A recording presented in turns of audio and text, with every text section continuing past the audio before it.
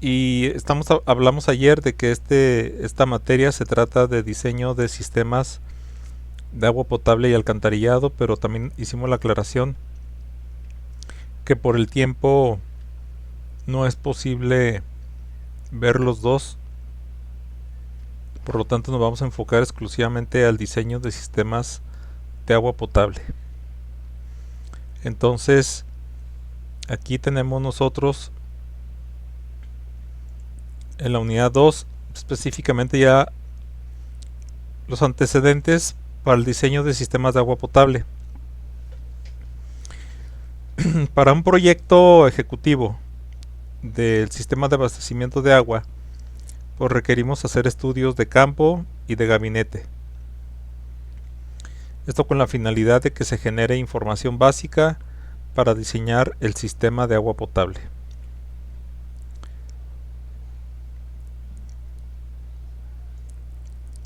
Y bueno, el primer paso será realizar visitas técnicas a la localidad. Es necesario reconocer el terreno o reconocer la localidad donde vamos a hacer el diseño del sistema de agua potable para conocer el entorno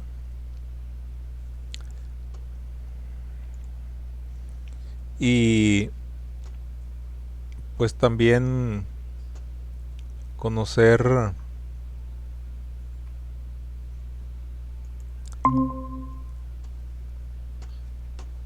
las características de esa localidad. Es necesario conocer características físicas y demográficas de la localidad. ¿Qué categoría política tiene? ¿Cuál es su ubicación? Vías de comunicación, clima, servicios públicos. Muchas de estas cosas las podemos obtener ahora actualmente en páginas de internet oficiales. Antes no había esa información, había que ir y hacer un recorrido más exhaustivo para recolectar estos datos, pero ahora están pues con el internet, están en línea, entonces el INEGI nos proporciona mucha de esta información. Vamos a recurrir, como aquí dice, a dependencias federales, tanto federales, estatales y municipales. Y vamos a recopilar información relacionada al sistema de agua potable y los servicios públicos en general que existen allí en ese lugar. Los estudios de gabinete pues se tienen que hacer en orden cronológico según una programación de actividades. Y estos constan de los siguientes. Este se divide en el 3.1, que es el análisis de la información. Necesitamos diagnosticar si es que esa localidad tiene o no un sistema de agua potable. Y en caso de que lo tenga, en qué estado se encuentra el mismo, en su estado de conservación y la infraestructura básica hidráulica existente. En base a ello, podemos tomar acciones y estas acciones se van a plasmar en el proyecto ejecutivo.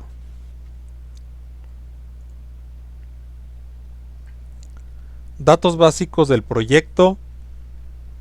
Se van a definir los requerimientos que demandará la población a futuro. Bueno, acuérdense que ayer vimos que ese es uno de los, que ese es básicamente el primer dato que nosotros tenemos que conocer. O sea, a qué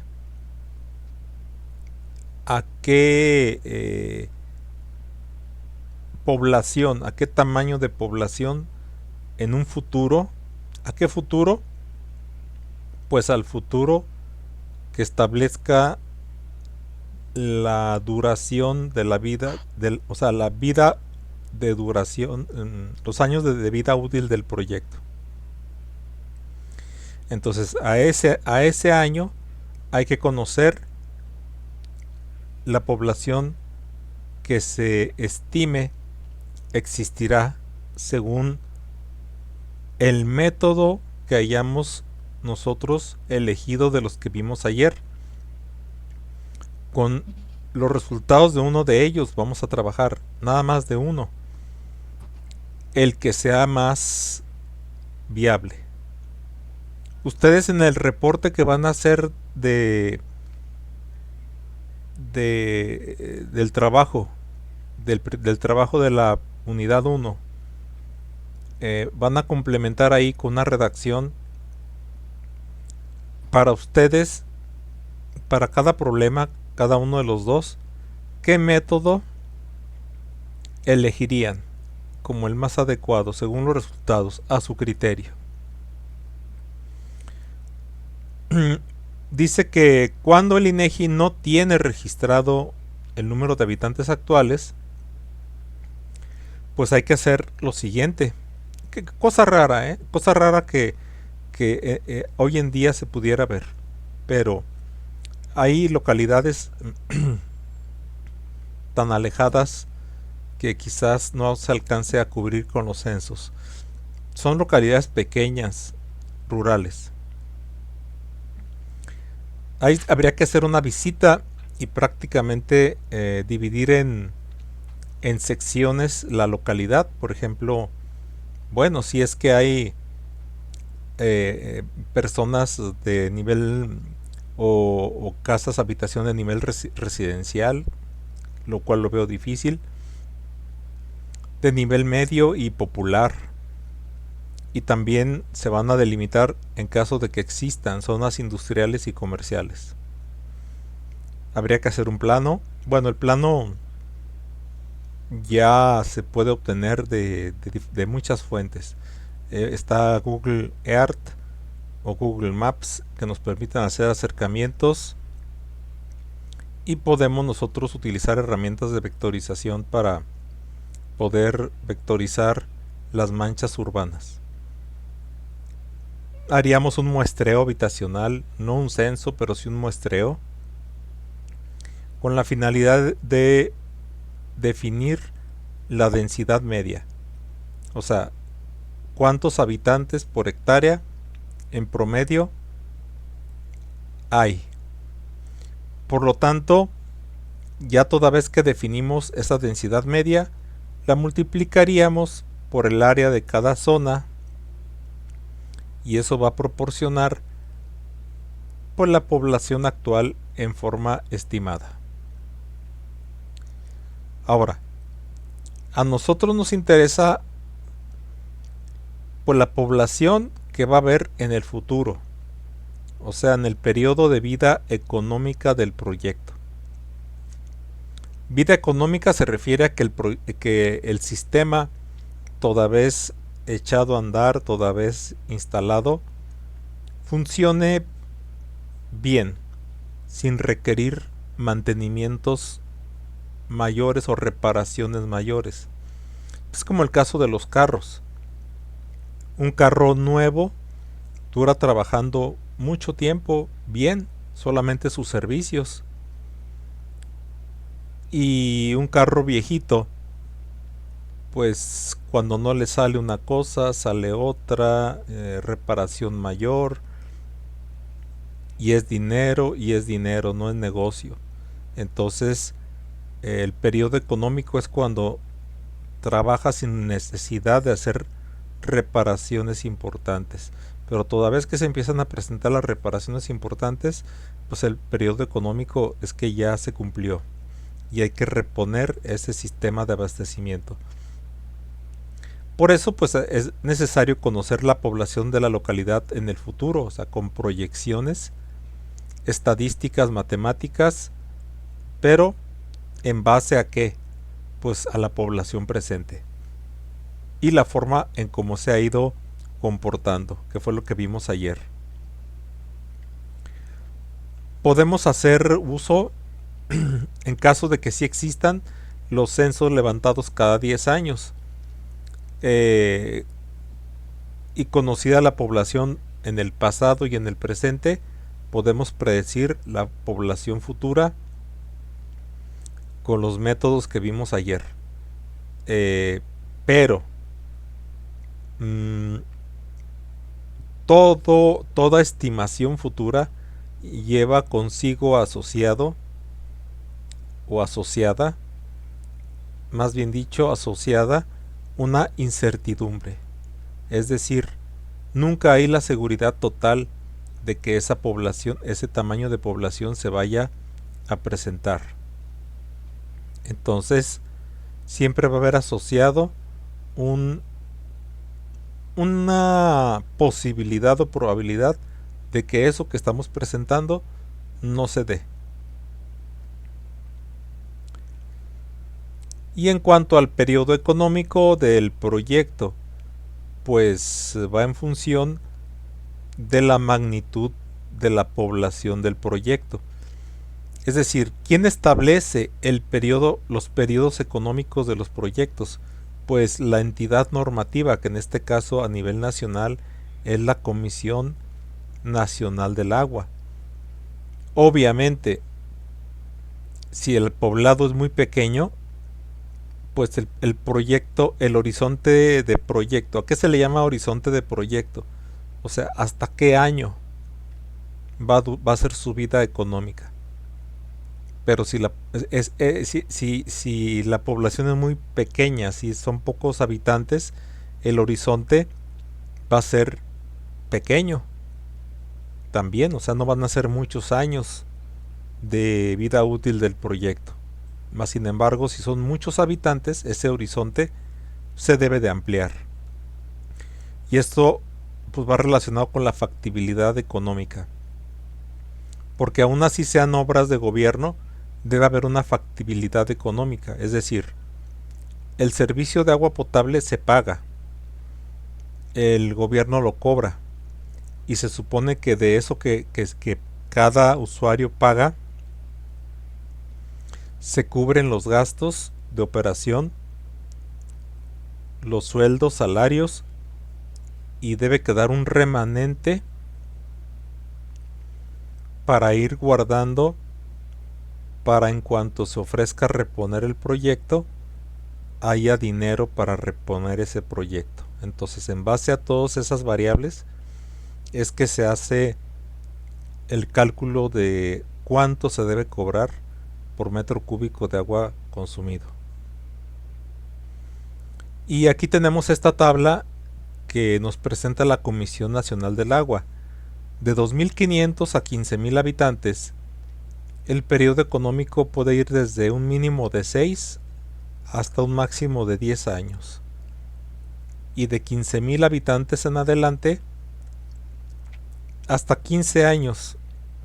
Pueden ser 11, 12, 13, 14, 15, pero no más de 15 años. Esos son los periodos económicos, donde es el proyecto, por decirlo así, rentable.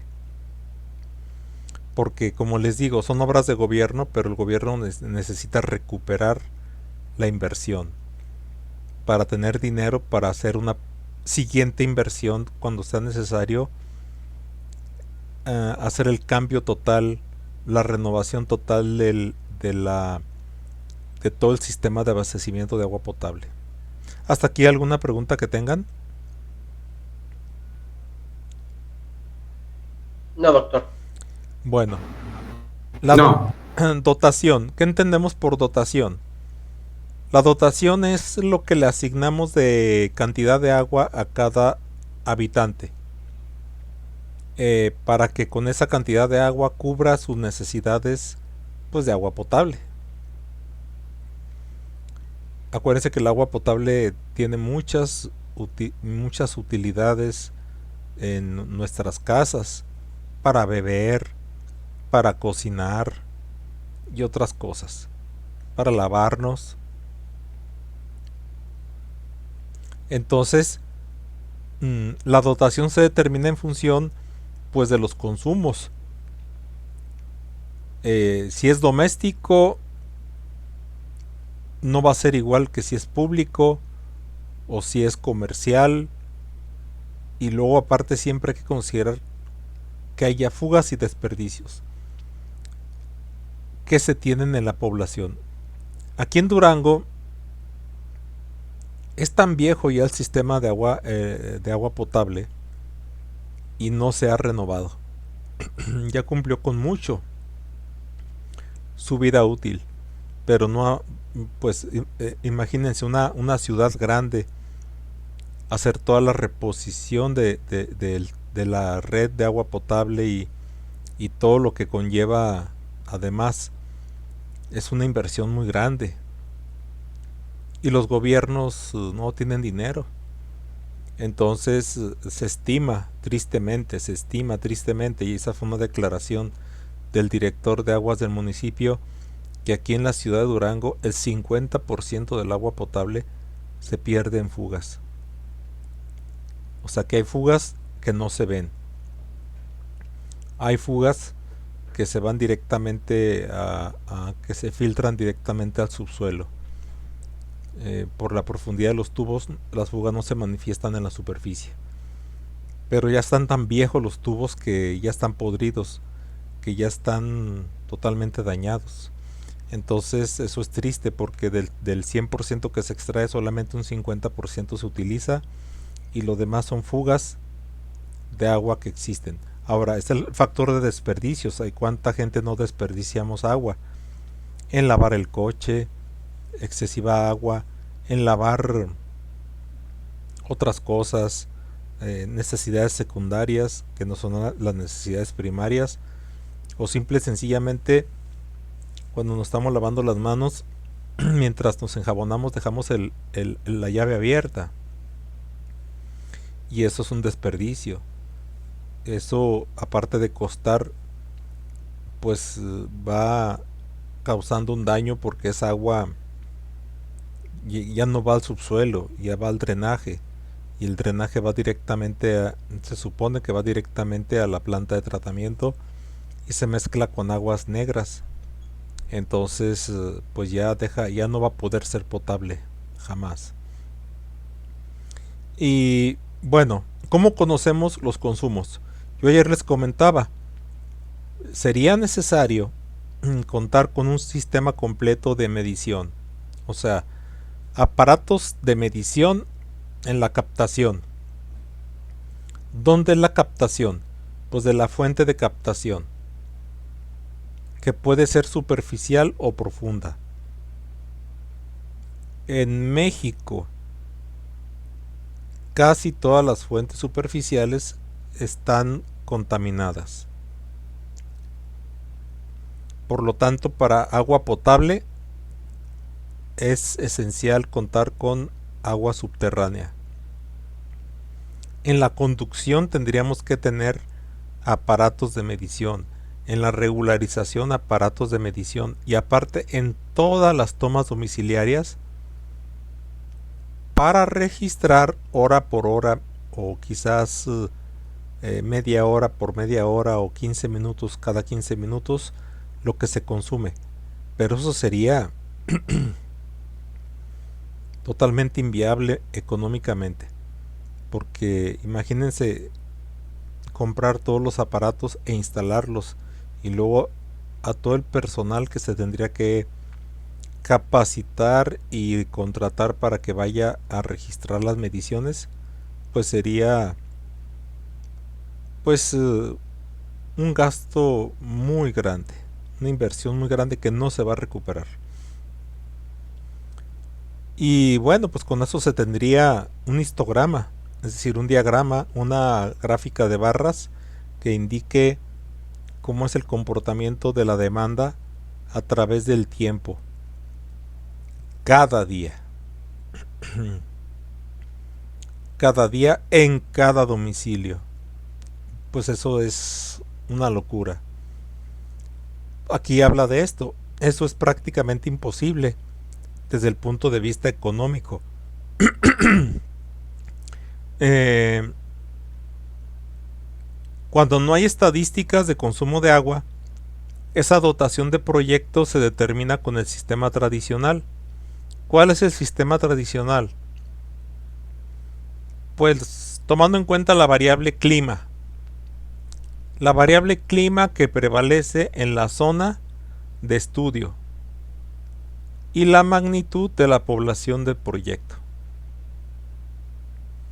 Entonces, ahí nosotros contamos con tablas elaboradas por la Comisión Nacional del Agua que consideran dos variables, el clima y el tamaño de la población. Esta es la tabla. Ahí viene el rango de habitantes, que va desde 2500 a 15000, la más baja. Para clima cálido son 150 litros por habitante cada día. Para climas templados 125 y para climas fríos 100. Y aquí tenemos el siguiente rango que va de 15,000 a 30,000, de 30,000 a 70,000, de 70,000 a 150,000 y de 150,000 hacia adelante. Aquí tenemos, pues para climas cálidos, observan ustedes que es mayor el consumo que para climas templados y para climas fríos. Aquí Durango se pudiera considerar como clima templado, pero por ejemplo allá en donde está el arquitecto, es clima cálido, 100%.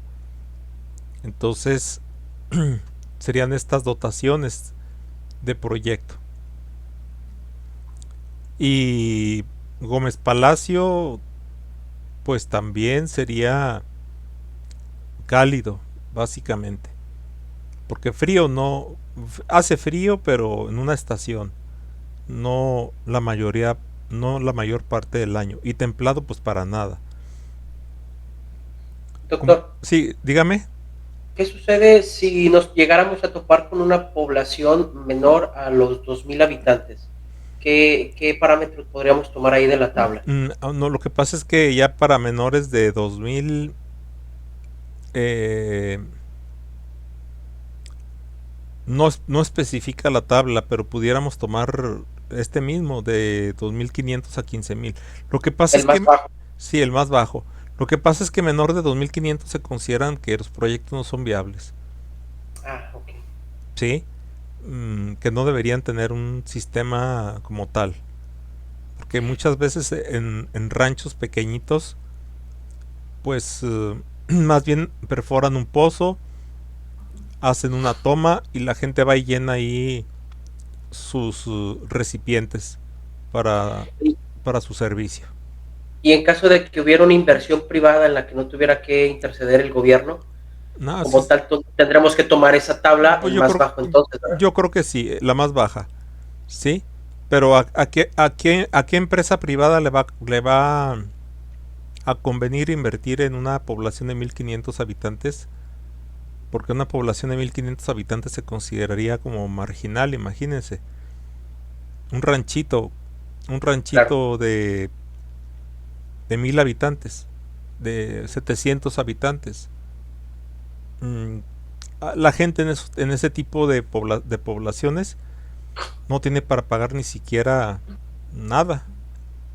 Apenas tienen para comprar pan, apenas tienen para comprar las tortillas, frijoles, y pues una tarifa de agua pues no la van a poder cubrir. Por eso hay un proyecto pues no recupera, pero de cualquier forma el gobierno tiene que proporcionar, entonces se perforan pozos o se ubican manantiales, aguas superficiales, y la gente va y se sirve de ahí. Cosa que no está bien, ¿verdad? Porque los manantiales, como está el agua expuesta al ambiente, pues hay muchas bacterias, pero pues la gente, pues ahora sí que la necesidad, ¿sí? Eso sería, arquitecto. Gracias, doctor. Sí. Vamos a ver ahora los gastos de diseño. ¿Qué es un gasto? Bueno, para conocer qué es un gasto es un flujo. El flujo de agua en metros cúbicos por hora. Lo que va a estar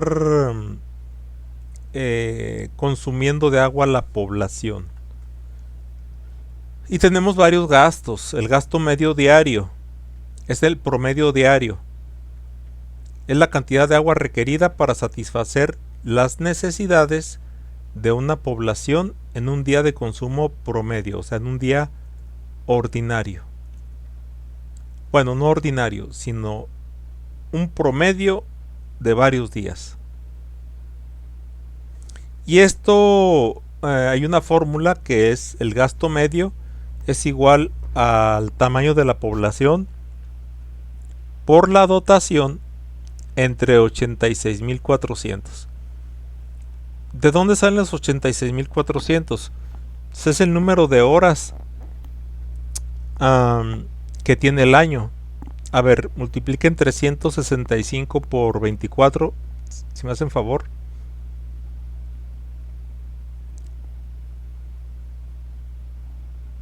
8.760. 8760. Ah, caray. Pero no da 86.400, ¿verdad? Déjeme ver. 86.400. La dotación es... vamos a ver la dotación. Es litros por habitante por día. Pero está hablando de litros. Entonces, la población, dotación, y abajo sería este cociente. Es que sí tiene una explicación este cociente. Vamos a encontrársela. Entonces, el número de horas, dice usted que le da eso, ¿verdad? Sí. Bien. 365 por 24, 8.760.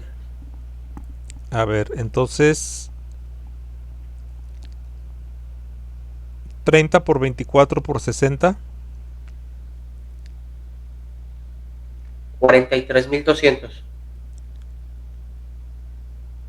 Mire, fíjese cómo es la mitad. Sí. 30 días en un mes.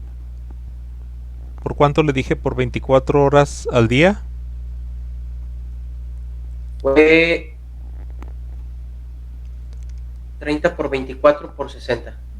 30 por 24 por 60 minutos por hora. Da la mitad. 86.400. Da 40 y ¿qué? 43.200, ¿verdad? Da 43.200, correcto. Es la mitad, exactamente la mitad de esto. Entonces están considerando 60 días. 60 por 24 por 60. 86.400. 86.400. Entonces de ahí sale. Entonces esa es la población. A ver, hagan una operación. Les voy a dictar unos datos. ¿Tienen a la mano con qué anotar? Sí. Bueno, por favor, van a anotar. Determine el gasto medio diario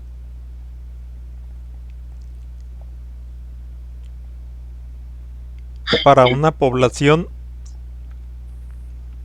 que tiene 17.000 habitantes y su clima prevaleciente es cálido.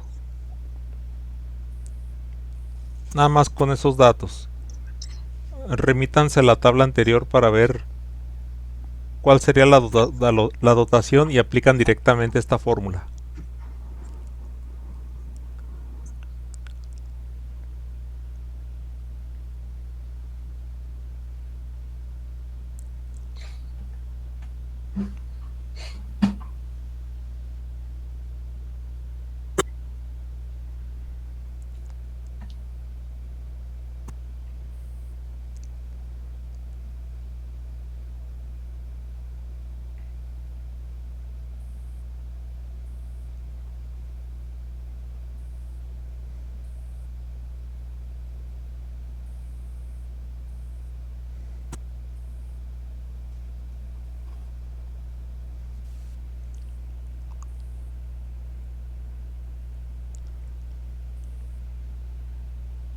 3.93. 3.93. ¿Y qué vendrían siendo? Litros. Gasto medio. No.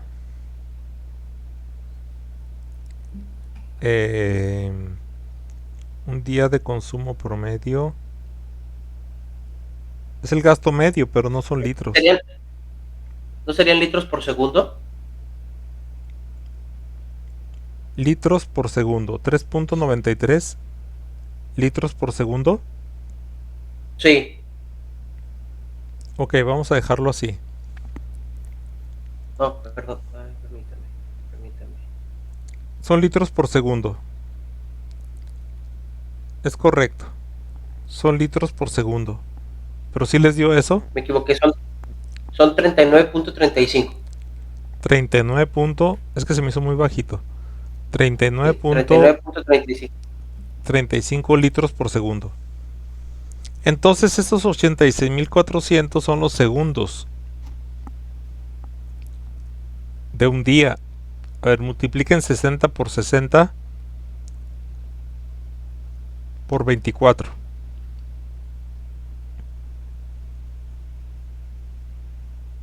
Sí, da los 86.400. Entonces, este es el número de segundos que tiene un día.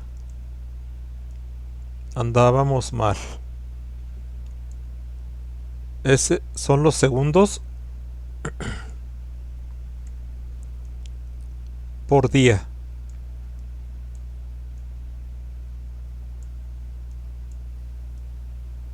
Y este es litros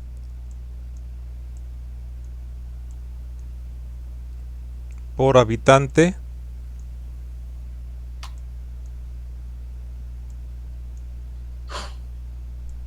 por día.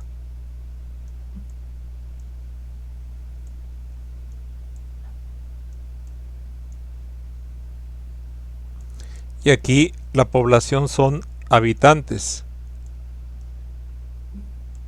Entonces, si estos habitantes se multiplican por estos habitantes que dividen, se eliminan. Quedan litros por día.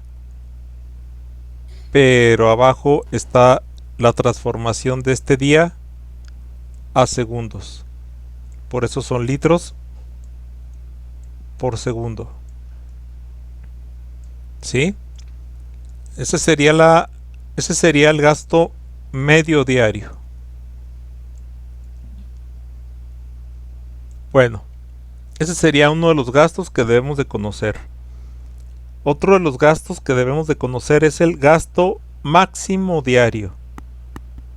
Y este se usa para calcular el volumen de extracción de agua de la fuente de abastecimiento. Si la fuente de abastecimiento es subterránea, o sea, un pozo, entonces, por lo regular, tenemos aquí el pozo. Se excava hasta la profundidad del manto freático, más allá. De la capa, hay una capa de manto, que es el manto freático, porque ya para abajo hay capa impermeable. Entonces hasta aquí, esto no va. Hasta aquí llega la perforación y se mete la bomba. La bomba no es nada más, arriba está el motor,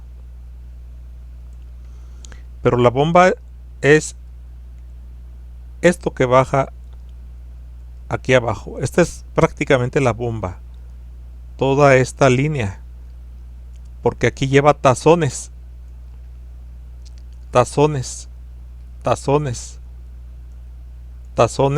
que van subiendo el agua. ¿Por qué no centrífuga? No, las bombas centrífugas tienen una capacidad muy limitada en cuanto a profundidad. Y es que tiene que ver con la gravedad.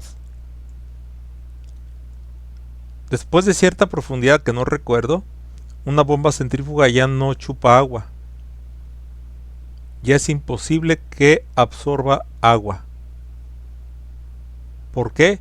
Pues por efectos propios del planeta, físicos del planeta. Y esa profundidad es muy pequeña, estamos hablando de metros. De metros, pero pocos metros. Y aquí estamos hablando de muchos metros. Pueden ser quizás aquí 300 metros hacia abajo. Entonces es imposible que una bomba centrífuga pueda subir el agua desde aquí. Toda esta zona, que es el manto freático, hay material. O sea, no está hueco y lleno de agua, como muchos pensamos en algún momento que no sabíamos. Hace muchísimos años, cuando todavía no estudiábamos, uno pensaba, es que abajo hay como una caverna y ahí hay agua.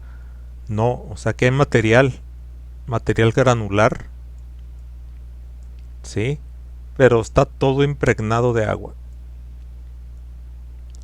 Este es la profundidad del manto freático, o el espesor más bien, perdón, el espesor del manto freático, porque para acá para arriba ya no hay agua, y para abajo, para acá para arriba ya no hay agua, y para abajo tampoco hay agua. Entonces aquí hay perforaciones en el tubo y la varilla conduce tazones que van subiendo el agua como si fuera un reguilete. O sea, se va impulsando. Este gira, hay un par de giro sobre su propio eje, y este como reguilete va haciendo la acción de ir subiendo el agua. ¿Hasta dónde? Pues hasta la salida. Y aquí está toda la instrumentación. Toda la instrumentación para controlar sobrepresiones, válvulas, checks, etcétera.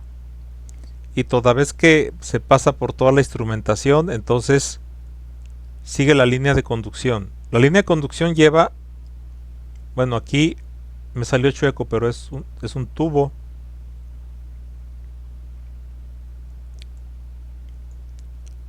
que tiene que llevar el agua hasta un tanque elevado. Por lo regular así es.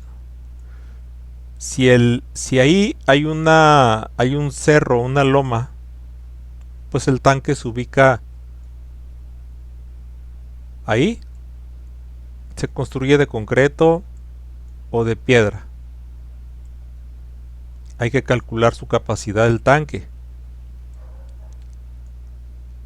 Y del tanque, aquí hay agua, y del tanque va a bajar la línea de conducción. ¿Hacia dónde? Pues hacia la red. Hacia la red que tiene forma de parrilla según la distribución de las manzanas de la localidad. Entonces, tanto para diseñar la bomba, es el motor. La bomba está acá abajo. Conjunto de tazones que vamos a ver cómo se diseñan. Tanto para diseñar la bomba, la capacidad del motor, ¿sí? Las características que debe tener la línea de conducción, el material, el diámetro, la capacidad del tanque de regularización. Se utiliza el gasto máximo diario, no el anterior. El gasto máximo horario, perdón, el gasto medio diario no.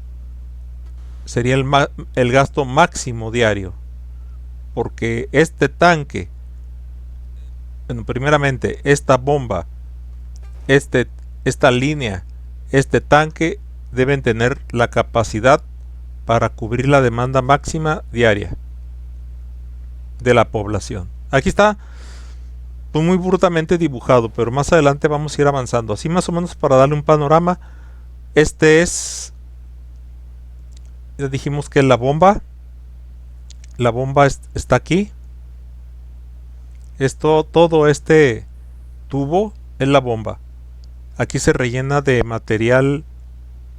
Bueno, aquí se le pone un ademe de cemento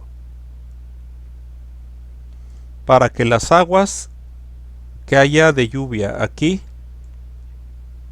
y que penetren aquí no se vayan a colar para acá para abajo y contaminen esta agua, sobre todo si aquí hay basura. Si hay basura, el agua llega, ya no baja pura y va a encontrar la salida más cercana. Entonces aquí debe haber un ademe, un aislante,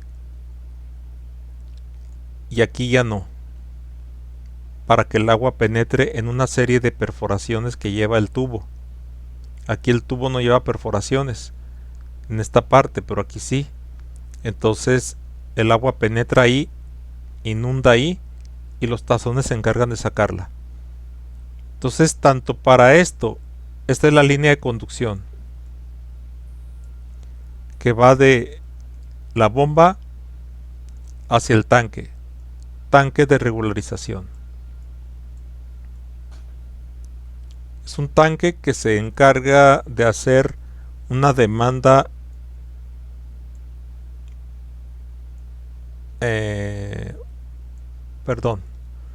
un suministro constante. La bomba da un suministro constante a una demanda variable. O sea, es un regulador. Suministro constante, demanda variable. Hay otros modelos donde se conecta directamente esta línea de conducción a la red, pero tiene que haber un desfogue para cuando hay excedentes, pues se van a tener que tirar. No, pues no sería, o sea, de por sí el agua está escasa y luego tirarla no. Entonces, por eso se usa este sistema. ¿Hasta aquí alguna pregunta?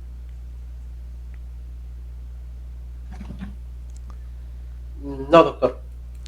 Bueno, ahí burdamente no sé dibujar muy bien, pero más o menos.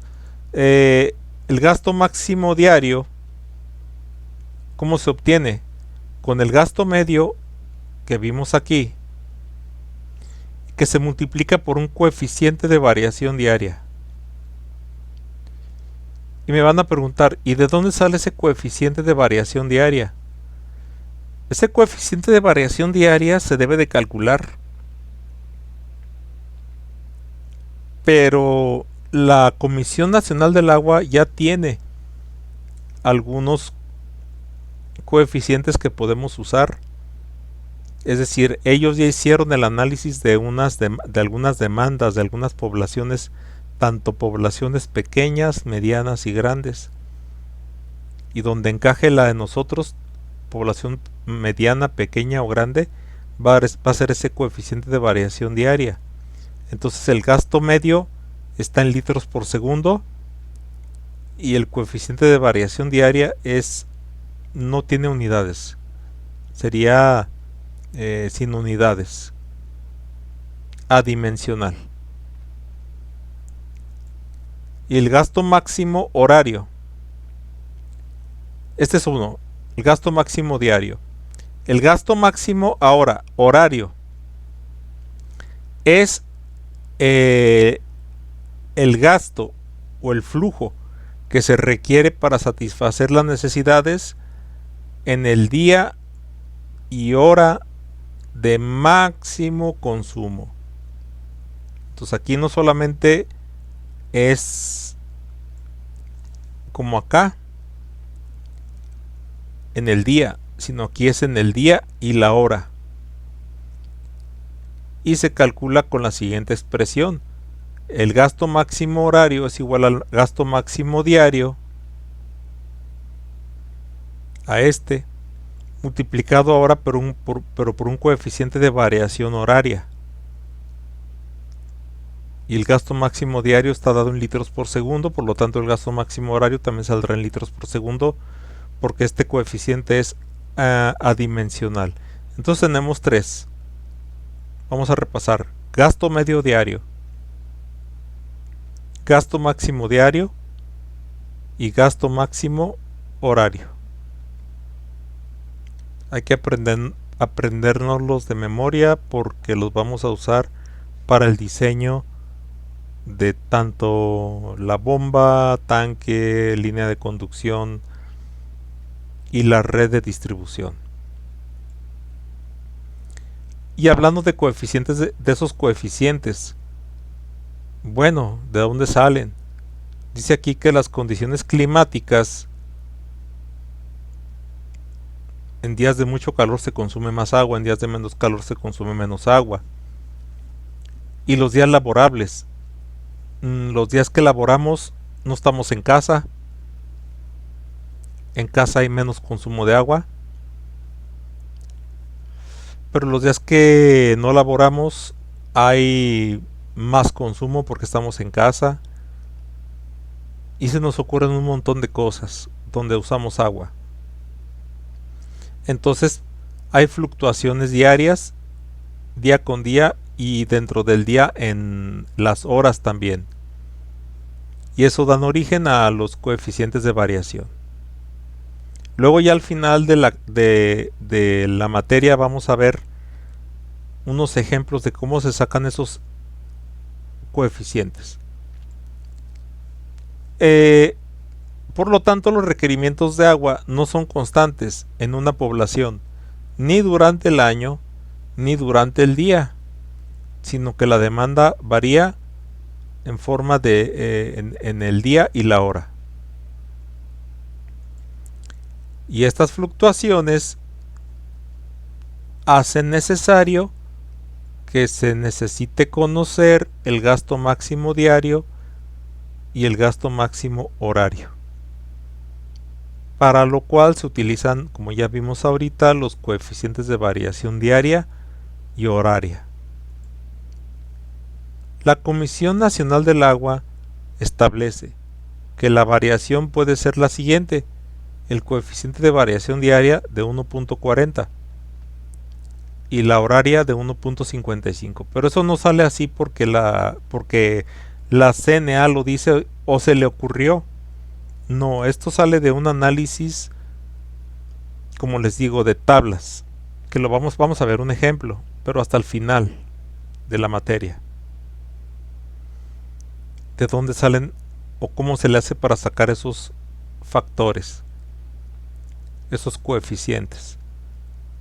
Obviamente se requieren datos estadísticos de medición hora por hora en el caso de horaria y diaria en el caso de la variación diaria, día con día, día con día, día con día,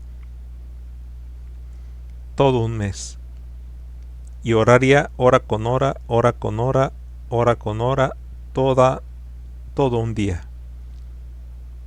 ¿Hasta aquí alguna pregunta?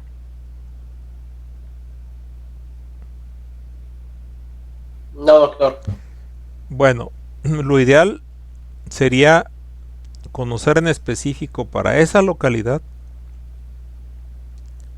su propio coeficiente de variación, pero esto equivale a lo que ya vimos anteriormente, a colocar medidores tanto en el bombeo como en la conducción, como en la regularización, para ver cómo son las fluctuaciones hora con hora y en cada domicilio. Y eso, hacerlo en todas las poblaciones, en todos los poblados, no se puede económicamente hablando, pero ya se hizo esto como un modelo. O sea, ya se hizo esto en una población grande hace mucho tiempo, en una población media y en una sola población de pocos habitantes, o sea, pequeña. Y para cada uno se obtuvieron los coeficientes y esos son los que usamos. Bueno, La capacidad de regularización. El tanque, ese tanque que va a estar elevado ya sea naturalmente o cuando no hay cerros, pues se construyen los tanques en torres, los hemos visto. Son torres que pueden ser de metal o pueden ser de concreto. Y el tanque puede ser de metal o de concreto. Y ahí es un tanque elevado a una cota lo suficientemente alta como para que el agua salga con la presión suficiente para cubrir a toda la red. Si está demasiado alto, la presión en los nodos de la red va a ser muy alta, más alta de lo permisible que la reglamentación dice. Pero si está muy abajo, esa presión va a ser muy pequeñita, sería insuficiente para cubrir las necesidades de los domicilios. Entonces tiene que estar colocado a una altura justa. Y esto nos lo va a decir a nosotros cuando hagamos el cálculo de la red. La presión en los nodos. Esa presión en los nodos, si excede con mucho a lo que dice la reglamentación, entonces tenemos que bajar el tanque de regularización y dejarlo hasta que llegue a un nivel donde esos nodos tengan la presión ni más ni menos. Bien, desde el punto de vista económico y operacional, pues es conveniente que el tanque tenga capacidad para 24 horas de aportación. Es que las bombas deben estar trabajando. Lo ideal desde el punto de vista económico y operacional es que la bomba esté trabajando día y noche sin parar, porque haciendo paros de la bomba luego para arrancar otra vez habría un consumo extra de electricidad y aparte de todas maneras se tiene que cubrir la demanda. O sea, con el hecho de apagarla un rato y luego volverla a encender equivale a tener pues a lo mejor 2 operadores. Entonces eso es más gasto, porque debe haber un operador. Ahí donde está la bomba debe haber una caseta de control y ahí debe haber una persona, un operador día y noche. Entonces siempre es mejor estar bombeando las 24 horas y el tanque debe tener la capacidad para regular 24 horas.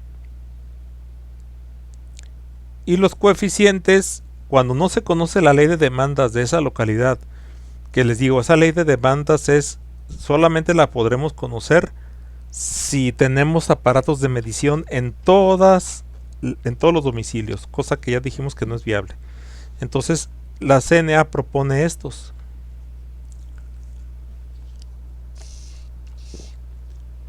Para 24 horas el coeficiente de regularización sería 11. Si bombeamos 20 horas al día, o sea, solamente de las 4 de la mañana hasta las 12 de la noche, y que la bomba esté parada de las 12 a las 4, esa R sería 9. Pero si bombeamos 16, serían 19. De las 5 a las 9, de las 5 de la mañana a las 9 de la noche. De cualquier forma, SR es para calcular la capacidad del tanque de regularización. Bueno, doctor, dígame. Me imagino que puede llegar a haber proyectos en los que se tengan 2 equipos al mismo tiempo alternados, ¿no? No alternados. No. O sea, que trabajen 2 bombas prácticamente para que a una se le pueda dar el mantenimiento mientras la otra sigue funcionando. Ah, no, pero eso sería muy costoso.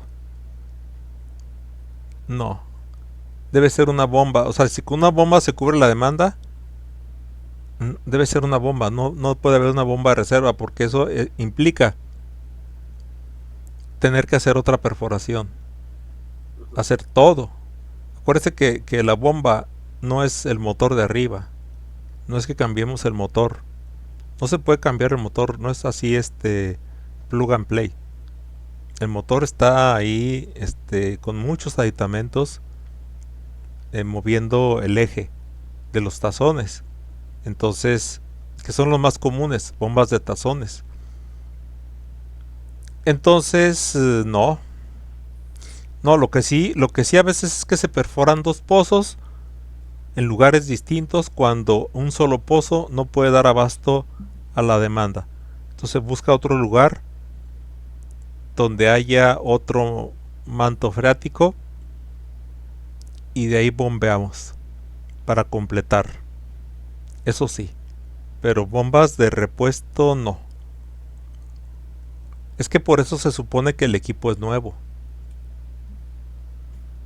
y va a haber una vida económica donde se supone que no se va a descomponer.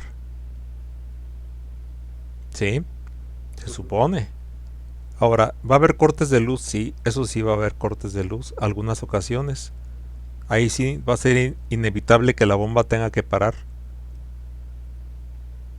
Pero pues, el tanque de regularización ayuda mucho, porque entonces el tanque se restringe la demanda. O sea, en lugar de llegar un chorro de mucha presión, pues les va a llegar un chorrito de agua pequeño para que sí tengan agua, pero no, bueno, o sea, que no se queden de plano sin agua. Y esa agua las va a estar proporcionando solamente el tanque de regularización con la reserva que tiene.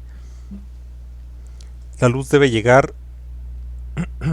antes de que se termine el tanque. Si la luz no llega y el tanque se termina, pues ahí no hay nada que hacer.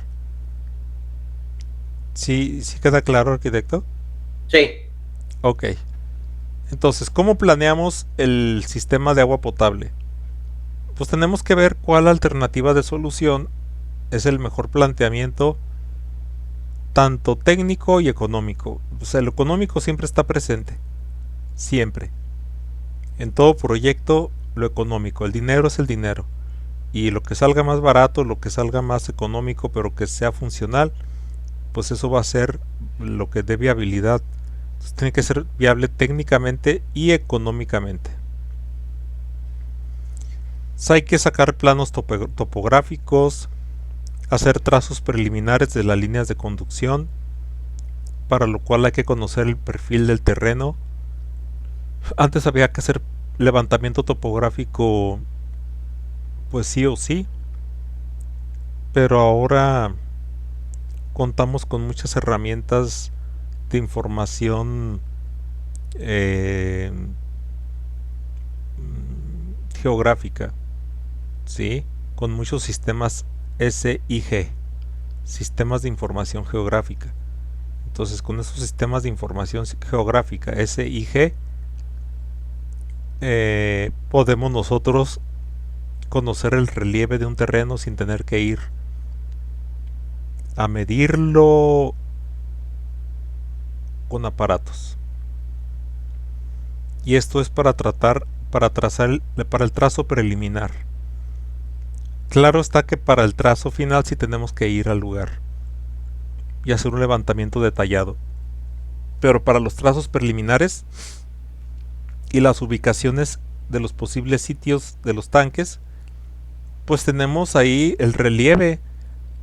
En Google Earth aparece el relieve y por medio de un procedimiento han usado el software Global Mapper. No, Miguel. No, doctor. Ok, el software Global Mapper permite obtener las curvas de nivel reales, Como un Civil Cat. georreferenciadas. Sí, con sus elevaciones reales. Esto lo vamos a hacer aquí, en su momento. Les voy a enseñar cómo. Bueno, entonces hay que ubicar el centro poblacional, obviamente, y ahí es donde se va hacer el trazo. Eh, las alternativas de solución, bueno, difieren en relación a lo siguiente: tipo y localización de las fuentes de abastecimiento. Esa es una de las variables que intervienen. Otra variable es los trazos de las líneas de conducción. Deben ser los trazos que representen menos quiebres en la línea de conducción, porque la línea de conducción ahorita yo la tracé así recta, pero realmente no es así. La línea de conducción debe seguir en lo más posible el relieve del terreno y debe de ir enterrada, no sobre el terreno. Entonces, si el terreno está muy accidentado, va a requerir muchos quiebres. Cada quiebre, cada codo, cada desviación del flujo va a ocasionar una resistencia, y eso va a hacer que se incremente el tamaño de la bomba para poder vencer toda esa resistencia. Como les digo, cada tubo, el tubo por sí mismo ofrece resistencia al flujo. ¿Estarán de acuerdo conmigo? Por muy liso que esté por dentro, va a haber un rozamiento, y ese rozamiento es oposición a que las partículas del agua fluyan libremente. Entonces, ahí ya va a haber una resistencia. Y entre más largo sea el tubo, la línea, más resistencia. Entre más alto esté el tanque, mayor resistencia. Entre más quiebres tenga la línea, más codos a 45 a 90 grados, más todavía va a haber resistencia y se va a incrementar el tamaño de la bomba. ¿Y eso a qué conlleva? A un mayor consumo de electricidad. Y la electricidad es cara. Entonces, económicamente ya está perdiendo viabilidad. La localización de los tanques de regularización también, muy altos, más altura a vencer, más resistencia. Bueno, cuando se tienen todas las alternativas de solución, pues se analiza se cuantifican los costos. Quizás sean 3, quizás sean 4 alternativas, y hay que costear. Es decir, en las alternativas de solución ya tenemos el diseño tanto de la bomba, de la línea de conducción y del tanque de regularización. Entonces ahora hay que sacar los costos, y pues se sacan los costos, y la más barata es la que se va a elegir. Obviamente tiene que cubrir las necesidades de la población, para lo cual se utiliza, ya dijimos, el gasto. ¿Cuál de los gastos se utiliza? A ver, ¿se recuerdan? Para diseñar tanto la bomba, la extracción, como la conducción, como la regularización. El gasto máximo diario, el gasto máximo horario. Gasto máximo, ¿no? ¿Gasto máximo qué? Horario. Horario. El gasto máximo horario. Sí, efectivamente. Con el gasto máximo horario se diseñan esos 3 elementos. Bueno. Y aparte, acuérdense que no solamente es montarlo y ya, y echarlo a andar y ya, ahí nos vemos. No. Debe haber quien opere ese sistema. El sistema operador. Y ese sistema operador pues va a llevar desde el sueldo del operador. Bueno, también recordemos que el operador debe estar en una caseta de control, habilitada con un baño para sus necesidades, y quizás clima también, ¿verdad? Y eso va a consumir electricidad. Ahí va a haber un transformador. no subestación eléctrica, pero sí un transformador para poder surtir de electricidad a la bomba. Y allá en oficina, pues va a estar el director con su sueldo, van a estar los ingenieros con su sueldo y hasta la secretaria con su sueldo, eh, la renta de la oficina, el pago de los servicios, el pago de la luz, todos los pagos de los servicios. Entonces todo eso va a estar pagándose durante todo el tiempo de vida económica del proyecto. Entonces hay que también checar esto. Si la fuente de abastecimiento es subterránea, lo más probable es que el agua subterránea, o casi un hecho, que está pura, está libre de patógenos. Más sin embargo, por precaución se clora. O sea, hay que someterla a un proceso de cloración. La obra de captación, en caso de que sea subterránea, pues ya vimos que es la bomba, el motor, todos los ADMs, todo. Pero si la fuente es superficial, pues hay que construir ahí ADMs. Si es un manantial, ademar el manantial. Pero en ese caso, el agua no va a estar pura. O sea, sí va a haber patógenos, porque el viento arrastra bacterias. No basta la cloración para hacerla potable. Entonces ahí hay que hacer una planta de potabilización. Someterla a un proceso completo de potabilización. Líneas de conducción, tiempos de regularización y la red de distribución. O sea, la red es el enrejado que lleva el agua a cada domicilio, de donde se conecta cada una de las tomas de los domicilios.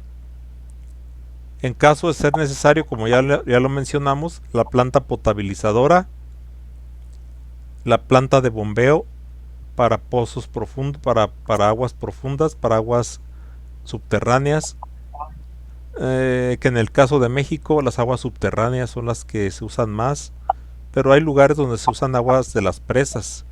Ahí tienen que someterse a potabilización primero y luego ya salir al consumidor.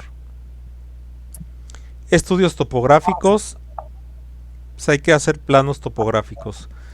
Vimos que podemos usar los planos sacados de un SIG para los trazos preliminares, pero ya cuando tengamos que hacer el trazo definitivo, ahí tenemos que llevar los aparatos topográficos de altimetría y planimetría. Tenemos que sacar las elevaciones en cada crucero de las calles. Exactamente al centro del crucero de la calle, ahí se debe sacar la altura, porque es un dato esencial a la hora de diseñar la red. Imagínense la red, querer que sea horizontal cuando tenemos un relieve accidentado, donde tenemos las localidades pues asentadas en calles que suben y bajan.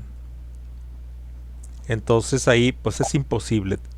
La tubería tiene que adaptarse, tiene que ir enterrada obviamente, pero tiene que adaptarse al relieve. Entonces no es posible, porque si la quisiéramos hacer horizontal, habría que excavar un mundo de material. Quedaría demasiado profunda para localizarla. Entonces, tiene que quedar lo más superficial posible para que las líneas que salen de las casas, o sea, que entran a las casas, que van hacia esos de donde se toma el agua a la red, pues no haya que excavar demasiado. Y bueno, pues usan bancos de nivel que están referidos al nivel medio del mar.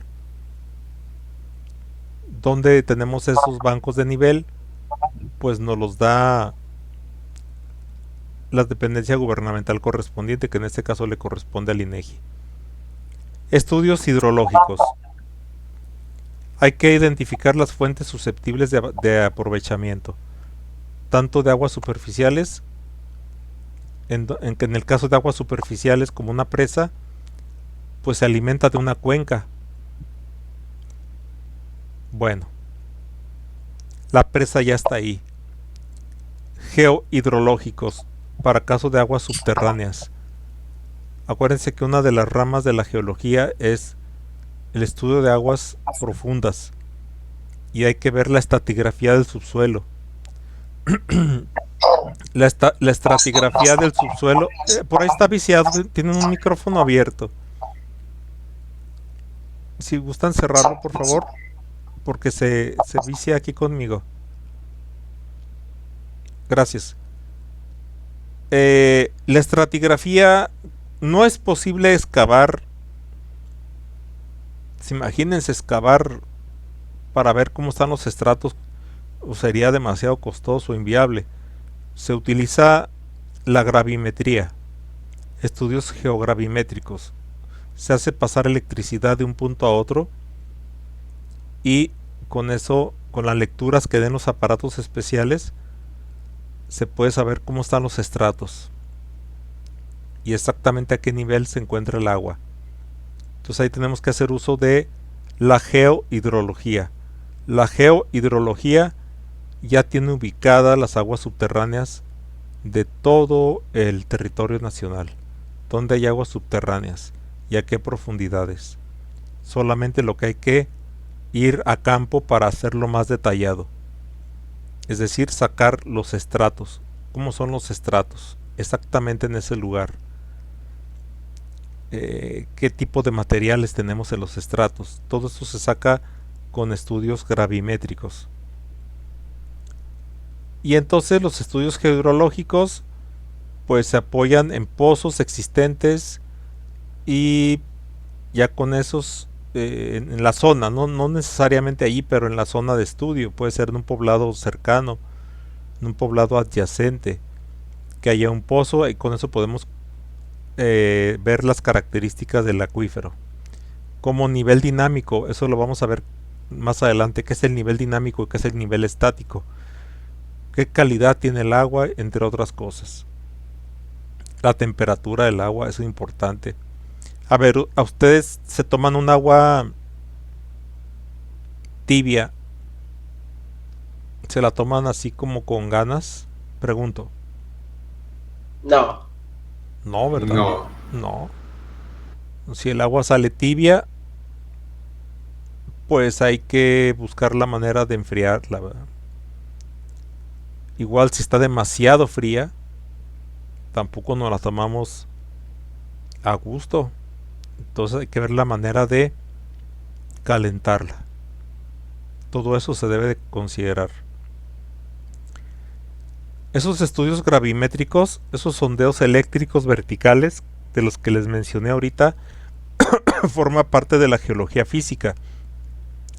La geología se divide en muchas ramas y una de las ramas de la geología es la geología física.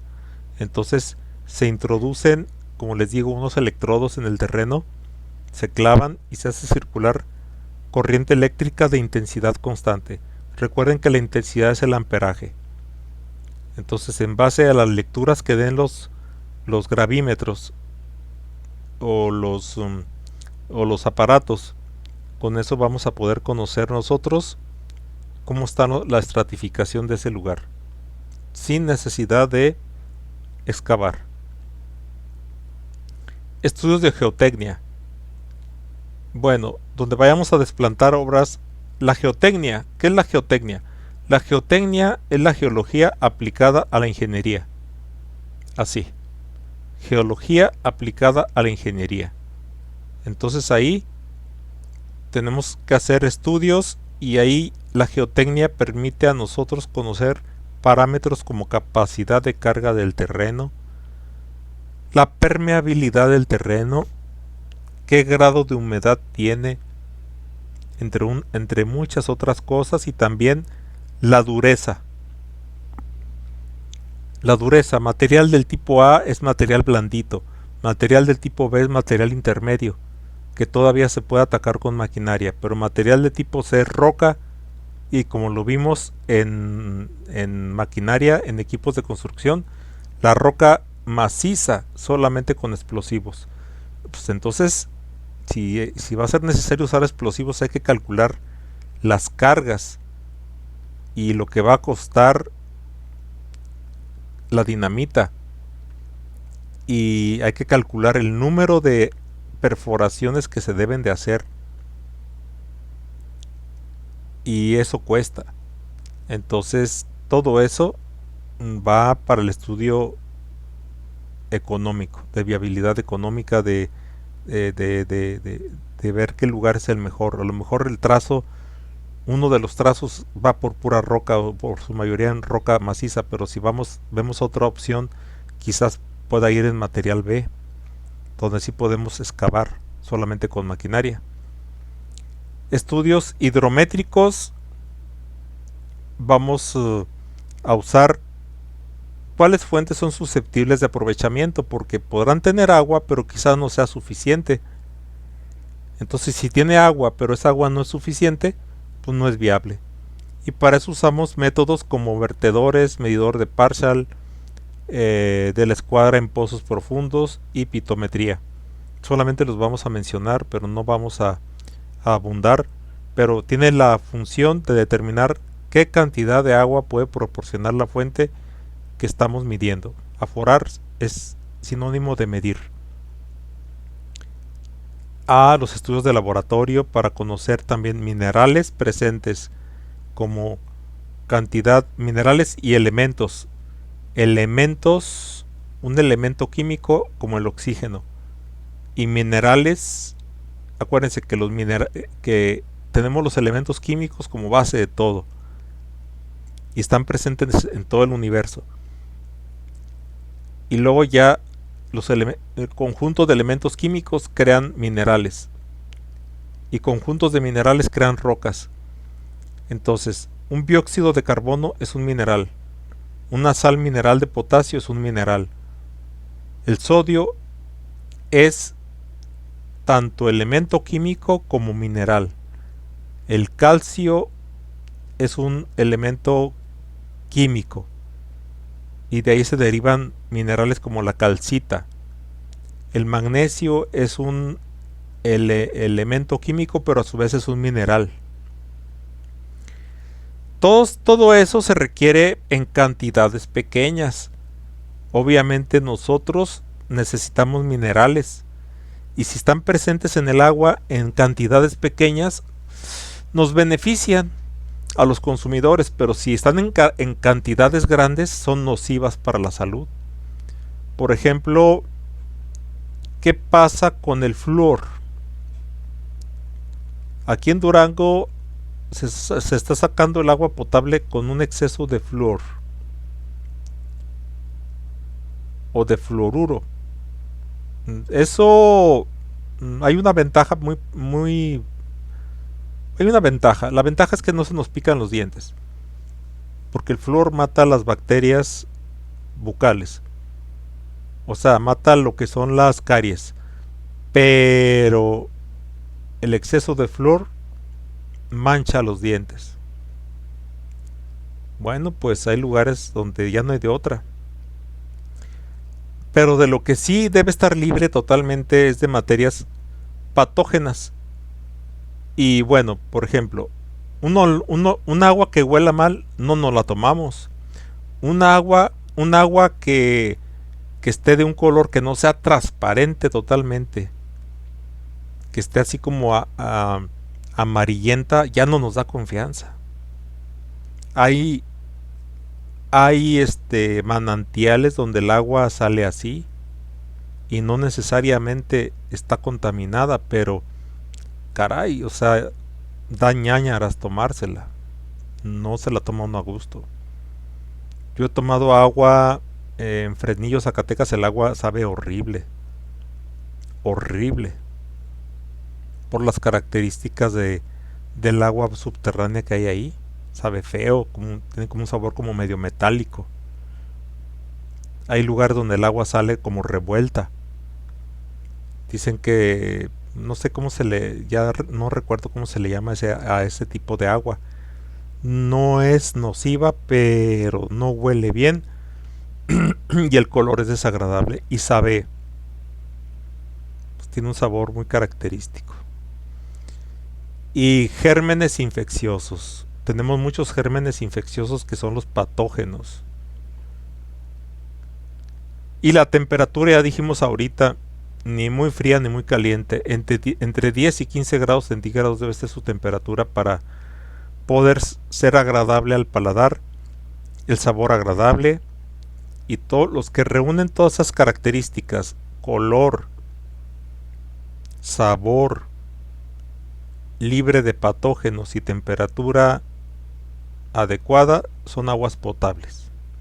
¿Hasta aquí alguna pregunta? No, doctor.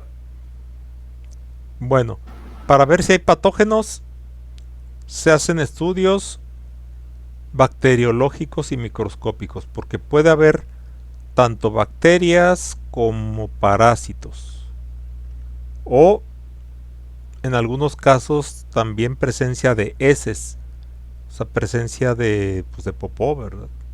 Sí, partículas microscópicas de popó que llevan pues ahí bacterias patógenas como la E. coli, la Escherichia coli. Es altamente patógena, es altamente dañina. O la salmonela. La bacteria la salmonela causa tifoidea.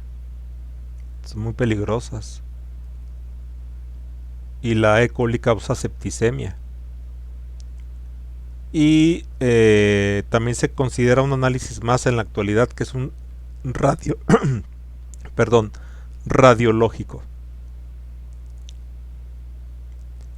Y todos estos estudios van a permitir conocer la calidad del agua y el proceso de potabilización que debe tener en caso de ser necesario. Si es un agua subterránea que no tenga patógenos, que no tenga, que todo su color, su olor, su sabor sean adecuados, sino su temperatura sea adecuada, no tenga patógenos, solamente se va a someter a cloración. Punto. Pero si es agua superficial, necesariamente tiene que pasar por un proceso de potabilización.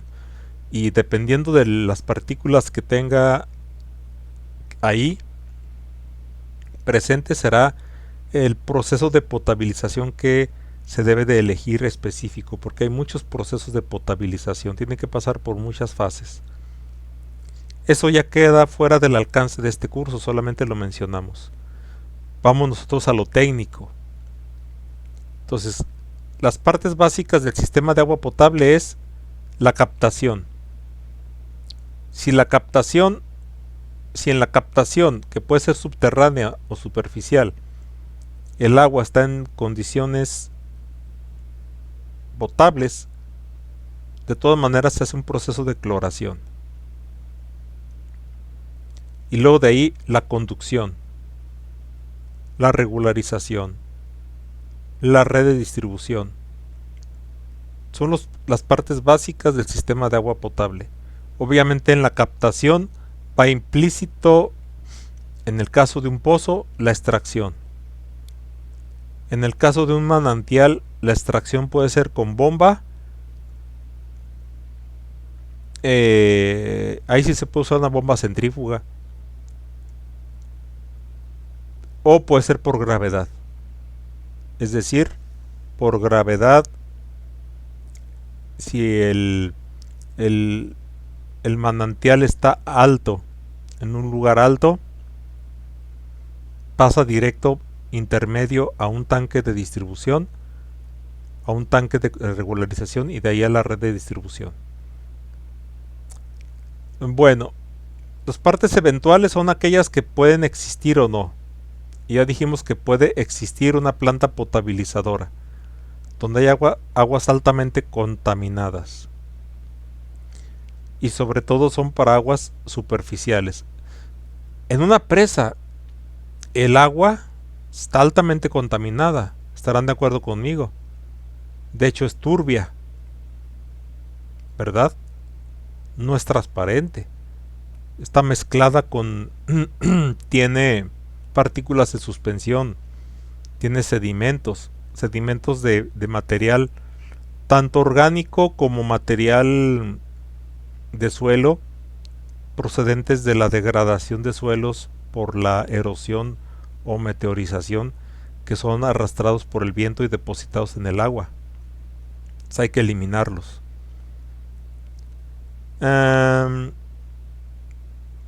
Pudiera ser que las aguas subterráneas pudiesen necesitar planta potabilizadora, aunque aquí en México son muy contados los casos en que esto pudiera pasar. La planta de bombeo, ya dijimos, en caso de ser una fuente subterránea, necesariamente va a requerir una planta de bombeo subterráneo. Bueno, hasta aquí, ¿alguna pregunta? No, doctor. En lo general. Bueno, ahí le vamos a dejar por hoy, por la semana. Nos vemos el lunes. Tienen actividad que hacer. Hay que cumplir con la fecha porque pues no habría prórroga. ¿De acuerdo? De acuerdo. Ándeles pues. Pues muchas gracias por su atención. Y nos vemos el lunes. Que la pasen muy bien.